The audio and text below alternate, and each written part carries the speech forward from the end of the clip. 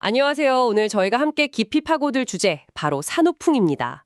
네, 출산이라는 정말 큰 과정을 겪으신 당신이 보내주신 자료들, 그걸 바탕으로요. 이 산후풍이 도대체 뭔지, 또 왜 생기는 건지, 어떻게 관리해야 하는지 그 핵심만 딱 짚어보려고 합니다.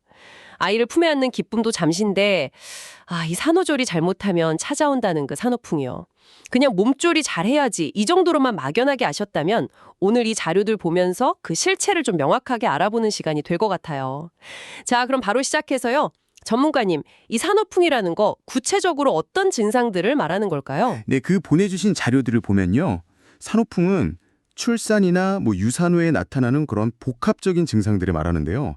이게 단순히 어디 한 군데만 딱 아픈 게 아니고요. 관절이나 근육이 특별한 이유 없이 막 시큰거리고 쑤신다거나, 네, 아니면 팔다리 쪽으로 찬바람이 쓱 스며드는 것 같은 느낌? 그런 거예요. 또 저리거나 시린, 그런 감각 이상도 흔하고요. 때로는 체온 조절이 잘 안 되기도 하고 땀을 너무 많이 흘리는 증상, 피부 감각이 좀 둔해지는 것까지도 포함되더라고요. 정말 온몸 여기저기서 신호가 오는 거네요. 좀 불편한 신호들. 그럼 이런 증상들은 주로 언제, 또 왜 나타나는 걸까요?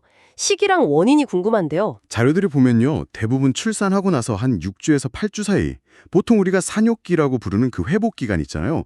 그때 좀 집중적으로 나타난다고 해요. 근본적인 원인은 역시 임신과 출산 그 과정 자체에 있는데요.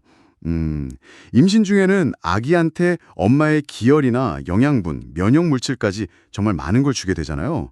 그리고 분만할 때는 또 엄청난 에너지를 쓰게고요. 그렇죠. 저도 듣기만 해도 그런데 출산 직후에는 정말 몸이 그냥 완전히 방전된 느낌? 그런 상태가 되죠. 이 자료들에서도 그 극도로 허약한 상태를 계속 강조하고 있고요. 네, 바로 그 지점입니다. 몸이 그렇게 극도로 허약해지고 또 외부 자극에 대한 저항력도 확 떨어져 있는 상태에서요. 임신 때문에 늘어났던 인대나 관절들이 이제 제자리로 돌아가잖아요. 그 과정에서 문제가 생기기 쉬운 거죠. 여기서 근데 진짜 중요한 게 이런 신호들을 그냥 가볍게 넘기면 안 된다는 거예요. 자료에서도 지적하듯이 관리를 소홀히 하면 이게 50대까지도 통증이 계속 가는 그런 만성적인 문제로 갈 수도 있고요. 특히 충분히 쉬지 못하면 더 악화되기 쉽다고 하니까요. 그래서 조기 관리가 중요하다 이런 얘기가 계속 나오는 거죠.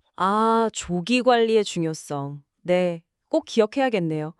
근데 또 흥미로운 게 이 자료들이 한의학적인 관점도 제시하고 있더라고요. 서양의학에서는 가끔 원인 불명 이렇게 보기도 하는데 한의학에서는 이걸 좀 더 나눠서 본다고요? 물론 저희가 특정 의학을 지지하거나 그런 건 아니고요. 그냥 보내주신 자료 내용을 전달하는 차원입니다. 네, 맞습니다. 그 한의학적 분류를 보면 크게 한 4가지 유형으로 나눠서 접근을 하는데요. 간단하게 핵심만 좀 짚어보면요. 혈오형이라는 게 있어요. 이건 출산 전후에 출혈이 좀 많았거나 아니면 평소에 혈액이 좀 부족했던 경우, 그래서 근육이나 관절이 뻣뻣해지고 아픈 거고요. 그리고 외가명은 아까 말씀드린 것처럼 몸이 약해진 틈을 타서 외부의 찬 기운 같은 거 있잖아요. 마치 감기처럼요. 거기에 노출돼서 관절이 시큰거리고 차갑고 시린 느낌을 받는 경우예요. 몸에 에너지가 부족하거나 혈액이 부족하거나 아니면 외부 요인, 찬 기운 같은 거요? 그런 게 원인이 될 수 있다는 거군요. 나머지 두 가지는 뭔가요? 네. 어혈형이라는 건 분만할 때 생긴 어혈, 그러니까 제대로 배출되지 못한 좀 죽은 피 같은 거죠. 그게 몸 안에 남아서 혈액순환을 방해하는 거예요.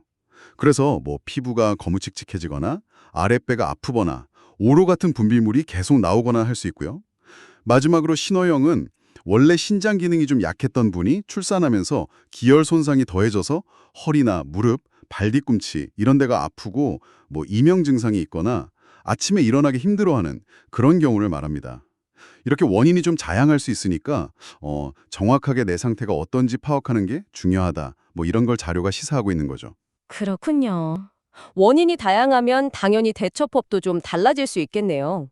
그럼 예방하고 관리하기 위해서 이 자료들이 공통적으로 강조하는 건 뭘까요? 제일 중요한 거. 가장 기본적이면서도 제일 중요하다고 반복해서 나오는 건 체온 유지예요. 네, 춥지도 너무 덥지도 않게 실내 온도를 한 24도 정도로 유지하는 게 좋다고 하고요.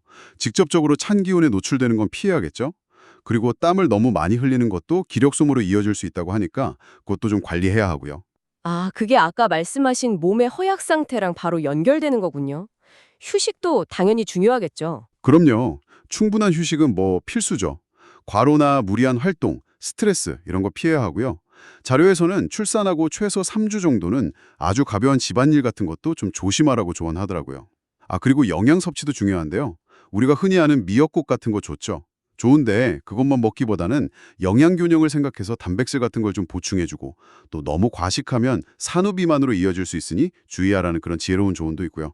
한약을 통해서 어혈을 좀 제거하고 기력 회복을 돕는 방법도 소개되고 있습니다. 네, 이런 신체적인 관리도 중요하지만 정신적인 부분이나 주변의 도움 이런 것도 강조되고 있죠? 네. 그게 정말 중요해요. 산후풍이라는 게 단순히 그냥 몸만 힘든 게 아니라 이 출산이라는 엄청난 신체적 변화, 또 환경 변화 속에서 오는 스트레스랑도 관련이 깊거든요. 이게 심하면 산후 우울증으로 이어지기도 하고요. 그래서 스스로 몸과 마음의 신호에 귀 기울이는 것도 중요하지만 남편을 포함해서 가족들이 적극적으로 지지해주고 배려해주는 게 회복에 정말 큰 힘이 된다는 점을 이 자료들이 다 공통적으로 이야기하고 있어요. 네, 오늘 저희는 당신이 보내주신 소중한 자료들을 통해서 이 산후풍이라는 어떻게 보면 좀 복합적인 현상에 대해 깊이 들여다봤습니다. 핵심은 이거 같아요. 산후풍이 그냥 꾀병이나 엄살이 아니라 실제로 존재하는 문제라는 거, 그리고 원인도 다양하고 그래서 적절한 관리와 주의가 꼭 필요하다는 거죠.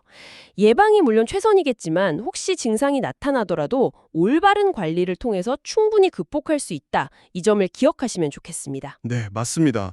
출산 후에 몸이 보내는 아주 작은 신호라도 그냥 무시하지 마시고요. 필요하다면 꼭 전문가의 도움을 받아서 자신의 상태에 맞는 그런 관리 계획을 세우는 게 중요합니다. 마지막으로 이런 질문을 한번 던져보고 싶어요. 자료에서 보면 산후풍이 제대로 관리되지 않으면 이게 수십 년간 지속될 수도 있다고 경고하잖아요.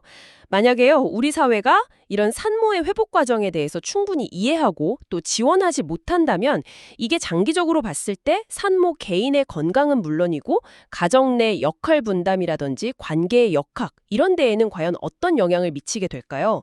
오늘 나눈 이야기들을 바탕으로 한 번쯤 곱씹어 볼 만한 지점인 것 같습니다. 저희와 함께 이 자료들을 깊이 탐색해 주셔서 감사합니다.